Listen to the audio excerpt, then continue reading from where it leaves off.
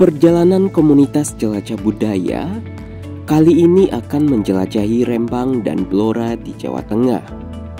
Untuk menuju ke lokasi ini, peserta menggunakan kereta api dan beberapa dengan menggunakan pesawat ke Semarang terlebih dahulu.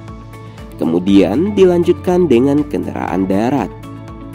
Panitia dan sebagian peserta menggunakan kereta api dari Jakarta menuju Cepu. Setelah menempuh perjalanan dengan kereta api dari Jakarta Cepu selama kurang lebih 9 jam, sampailah di stasiun Cepu. Kemudian perjalanan dengan bus ke Rembang. Selama perjalanan, kami menikmati pemandangan nan indah. Jejeran pohon jati menjulang tinggi serasa menyapa kami dengan lambaian hijaunya daun jati di pagi itu.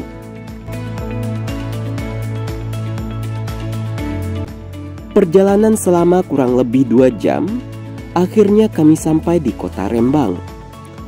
Para penjelajah langsung menuju ke Jalan Air Langga, di mana sarapan pagi telah menunggu, yaitu sate serpeh Pak No, salah satu makanan khas Rembang yang banyak didatangi wisatawan dan sudah direview penikmat kuliner.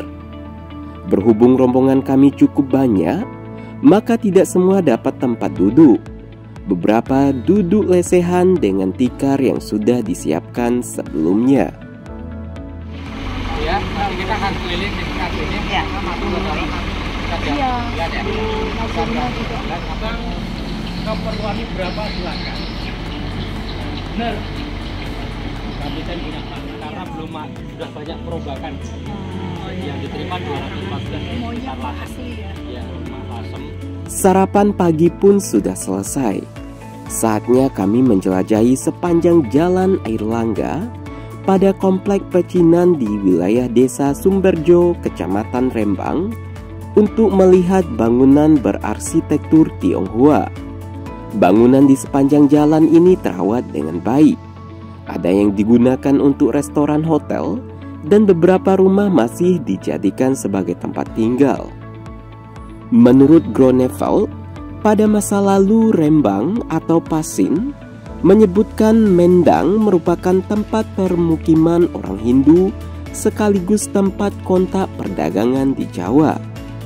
Tahun kedatangan Pasin di tempat itu tahun 414 Masehi, pada masa kejayaan Kerajaan Majapahit.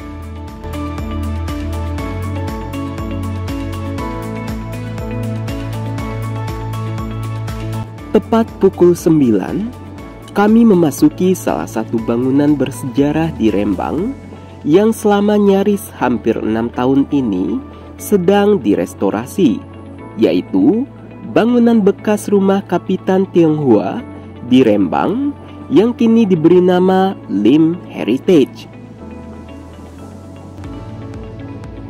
Sejarah rumah ini berawal saat dibangun sekitar tahun 1840-an oleh Kapitan atau Mayor Lim Jae-sing.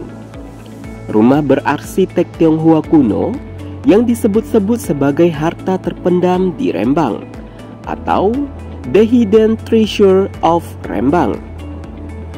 Demikian bangunan ini dinamakan oleh Pak Udaya Halim yang menyelamatkan rumah ini dari kehancuran dan membelinya sekaligus melakukan restorasi Omah Lowo hingga menjadi bangunan museum yang menyimpan dan menyajikan beragam koleksi tinggalan masa lalu.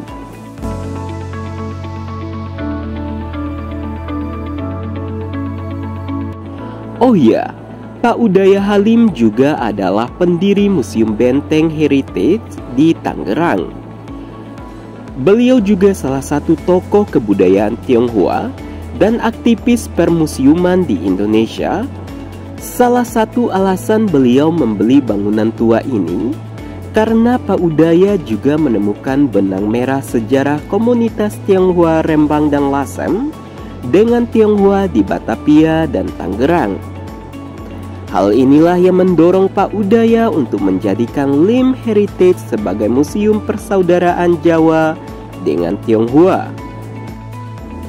Bagi komunitas jelajah budaya pimpinan Mas Kartum Setiawan, suatu kebanggaan sebagai rombongan pertama yang diberi izin khusus untuk pertama kalinya bangunan hasil restorasi ini bisa dikunjungi publik pasca inaugurasi pada 11 November 2023 yang mengambil angka cantik 11, mulai dari menit, jam, tanggal, dan bulan. Hingga saat ini, bangunan yang direstorasi sejak Oktober 2017 belum dibuka untuk umum karena masih proses konservasi dan penataan koleksi. Kami pun penuh kehati-hatian pada saat keliling bangunan tersebut. Menurut Pak Udaya Halim, Lim Heritage akan dibuka untuk umum dan grand opening setelah Lebaran Idul Fitri tahun 2024. Setelah proses pekerjaan konservasi selesai yang membutuhkan waktu sekitar 5 tahun setengah dengan memperhatikan pelestarian dengan mengikuti panduan kaidah pelestarian yang benar yang didukung penuh oleh TACB nasional.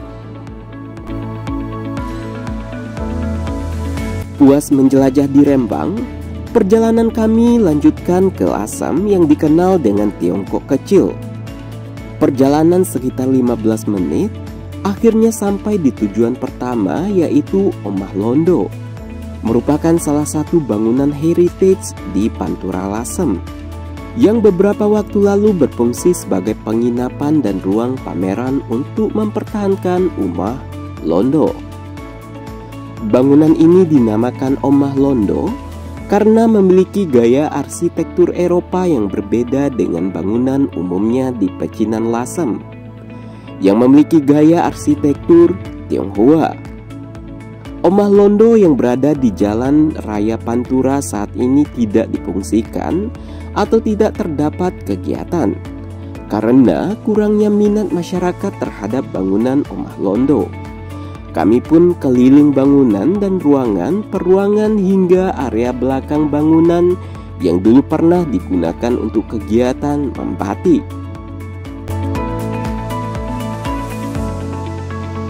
Selanjutnya, kami melakukan perjalanan ke Vihara Ratanapana Arama menuju desa Sendang Coyo yang jaraknya sekitar 5 km dari Omah Londo.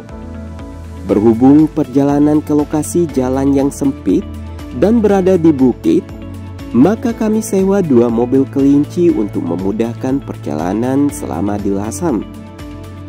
Selama perjalanan kami disuguhi beragam bangunan lama dan indah, dan sebelum sampai di Vihara, pemandangan alam dengan menghijaunya tanaman padi di kejauhan mata memandang.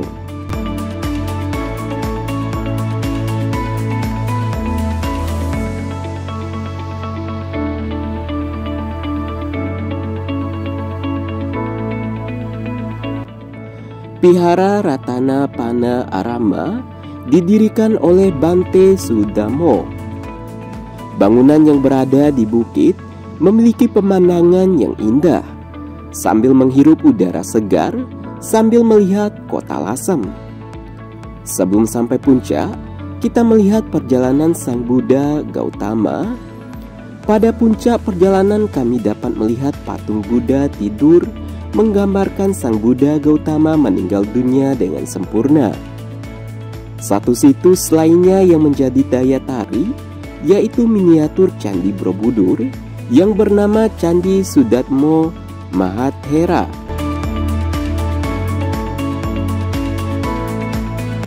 Waktu sudah menunjukkan pukul 12, saatnya kembali ke Lasem untuk menikmati kuliner khas Lasem. Baik sahabat jelajah budaya, itulah video pertama dari penjelajahan para penjelajah budaya. Tunggu video kita berikutnya. Dan terakhir, kunjungi, lindungi, dan lestarikan.